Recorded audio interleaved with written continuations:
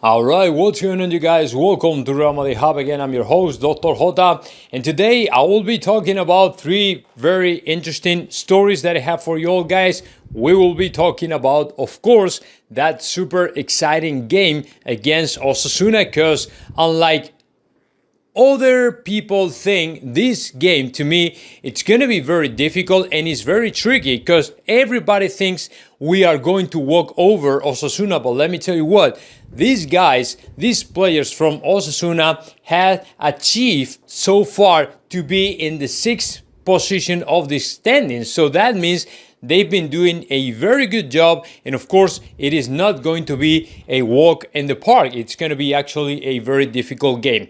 We will be talking about as well the possible potential extension of the contract of Vinicius Jr., because considering all the amazing performances the Brazilian player has been doing so far in Real Madrid this season, a lot of people within Real Madrid, apparently the board members, are considering that it's fair enough for the rising star, for the Brazilian player, to get an extension of his contract. And of course, we will be talking about the latest rumors that are attaching again to Paul Pogba to Real Madrid, and for different reasons. So let me get into the details about the game, because today, as you know, we are playing against Osasuna in about 6 hours, and of course it's another very important game. We have to get the 3 points, and like I said, it's going to be a very, very difficult game.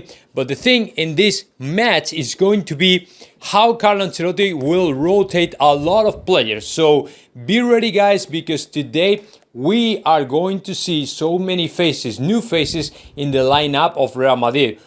What I have been reading so far, it is pretty much, about the lineup predictions and all the stuff.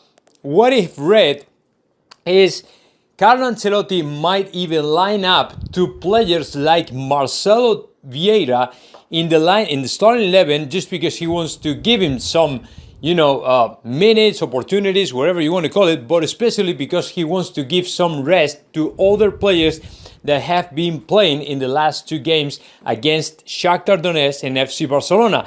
And one of these players is apparently Ferland Mendy. For Carlo Ancelotti, it's so important to have the player ready to go that he's considering to give him a break, a rest in this game, and leave him on the bench and then give the opportunity to Marcelo to have some minutes in this season. Of course, this is not very common, but I understand, I get the point from Carlo Ancelotti to give a break to Ferland Mendy, considering he came back. In these last two games of Real Madrid have been the first two games of Ferland Mendy in this season, right? After 5 months out of the squad, injured, and with very, very bad predictions and diagnosis and stuff like that. So he came back, he did a great job. His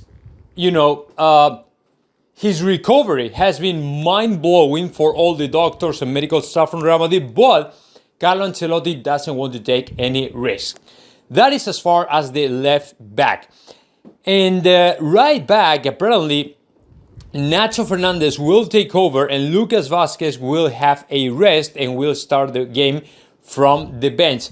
Carvajal apparently is not an option, and Carvajal won't be in the lineup of Real Madrid, maybe because Carlo Ancelotti thinks he is still not ready yet. It's still a little bit early, it's still a little bit soon to get him back in the starting 11 for Real Madrid. Then, if we move forward, if we move to the midfield, we are going to see the most of the changes, because today, according to these articles and newspapers and predictions and stuff, what I've read, it is pretty much Casemiro will be there, but Luka Modric and Toni Kroos will have a chance to rest again. After two consecutive games in the lineup of Real Madrid, Carlo Ancelotti thinks that it's better for them to get some rest and start a game from the bench, so we can face off the rest of the next 15 days.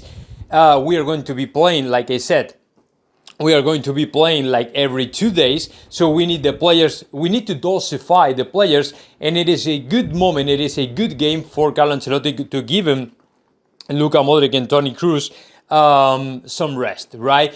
So that way we might see today something very interesting, something very exciting, because we might see back in the starting 11 to players like Marco Asensio and Eduardo Camavinga. Of course, we're looking forward to see these guys again back in the lineup of Real Madrid, because the last time, for example, when it comes to Marco Asensio, when we saw him scoring 3 goals and being the most important player of the games against Mallorca, a lot of expectations and there were a lot of hope regarding to the player, because not many people out there were thinking about Marco Asensio like another option, or very probably option, or very likely option for Carlo Ancelotti. But he changed everything, and as of that day, something in the Madridistas' mind changed completely, and we started to see Marco Asensio as another possibility for Carlo Ancelotti.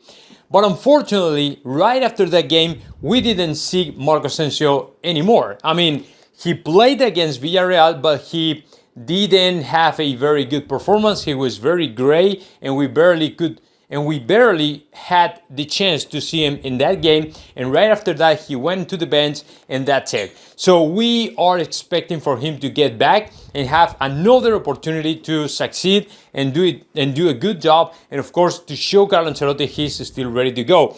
And as far as Camavinga, I have to tell you how excited I am to see the player back in the lineup of Real Madrid, because to me the player is able to provide a bunch of stuff, a bunch of good stuff for Real Madrid, considering he's a very young player with a lot of ambition, and he's able to carry the ball up as soon as possible, as quick as possible, to build up counter-attacks. I mean, in just one blink, so it's like, okay, we really need this guy. But the only concern when it comes to Camavinga is that he's still a very young player who sometimes forgets what is the most important for a player, which is the discipline and, of course, the tactical order that he has to observe and keep as long as he can. You know what I'm saying? So sometimes he loses the position, he goes off the real position he should be in, and things like that. And that is exactly what Carlo Ancelotti really hates from him,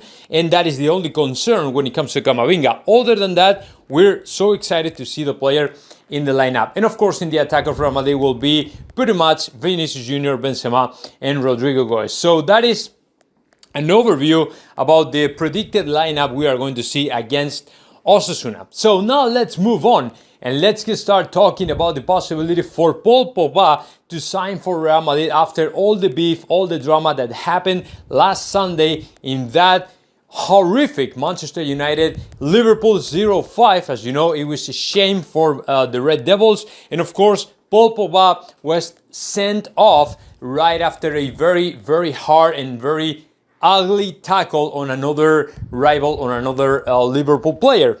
So the thing is, right now for Paul Pogba, Solskjaer has taken a decision when it comes to Paul Pogba. This guy is out.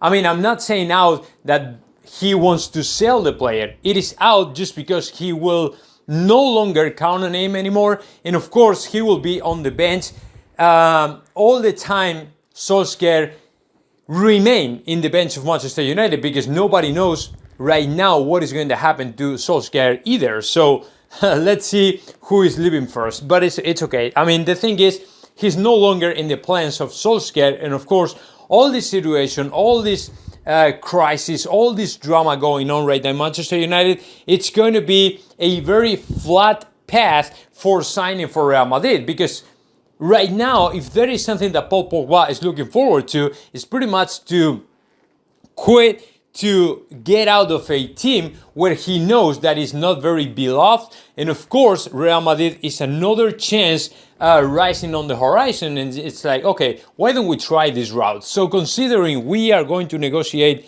a lot of stuff with Mino Raiola when it comes to, related to the signing of Erling Haaland, of course, we probably can negotiate as well with Mino Raiola for signing Paul Pogba. So let's see what happens. But every single thing is getting easier when it comes to the signing of Paul Pogba. Apparently, the player wants to play in Real Madrid. It's another choice that he has that he has had in mind for a long time, for a while. And of course, now that he has the opportunity to go out and try another route, try another challenge, try another, another project in his soccer career, my thought is that he might end in Real Madrid next summer. But let's see what happens, because to me, Real Madrid is very interested in signing the player. But let me tell you what, if they start to put, especially Mino Raiola, if he starts to throw a lot of rocks on the way,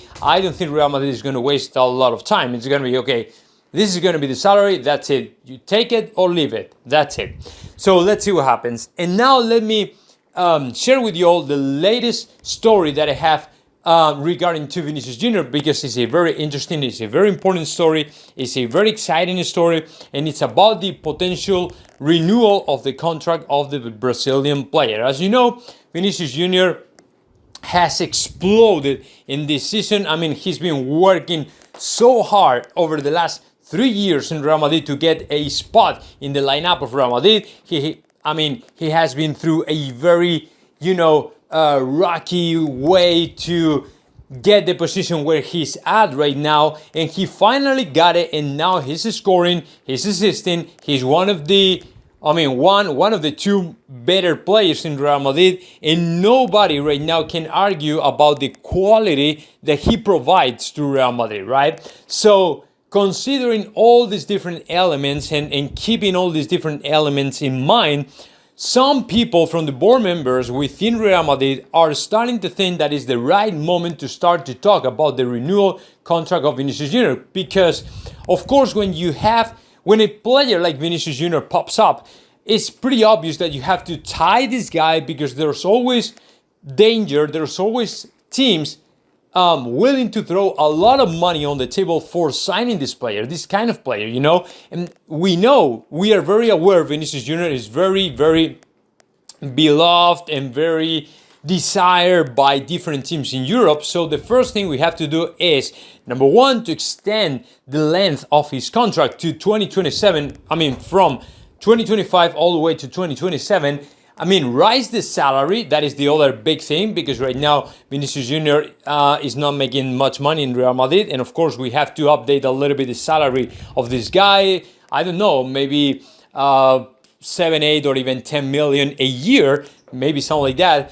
And then what we have to do is to place a release clause for this guy of about, 1,000 million euros or something like that, to prevent teams like Newcastle, Paris Saint-Germain, or even Manchester City to sign the player. That is the first thing we have to do. But apparently, everything so far is going in the right direction. Vinicius is not stressful or just looking forward to sign another contract with Real Madrid, because he's pretty sure that he will end his career in Real Madrid, and the things are working out right now. So there's no a big necessity to sign a new contract or something like that, and that is something that in Real Madrid board members already know as well, just because they don't want to distract the player with renewals and stuff like that. They want him to be focused on just the single goal, which is about to be the best every single game. That's it. But apparently there are, rumors and speculations and talks about the possible renewal contract of Vinicius Jr. are popping up right now within Real Madrid. So I wouldn't be surprised if, at any time, sometime soon, we probably hear about the possibility for Vinicius Jr. to sign his new contract with Real Madrid. That'd be, of course, great. So let's see what happens, guys. I will see you right after the game against Osasuna with the analysis and all this stuff. And now, guys, just let me know your thoughts about that. Just comment in the section below. And, of course, subscribe my channel, Real Madrid Hub.